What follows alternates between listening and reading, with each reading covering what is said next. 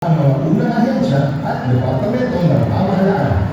Mga institusyon ngayon kinikilala na sa iba't ibang pangalan, kasabay ang paglawak ng kanilang responsibilidad at espesyalisasyon.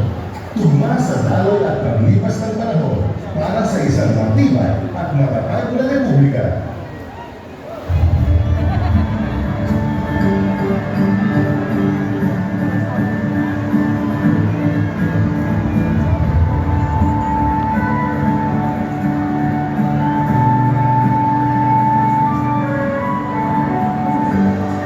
Secretariat of the War and Navy. Ang ahensya nito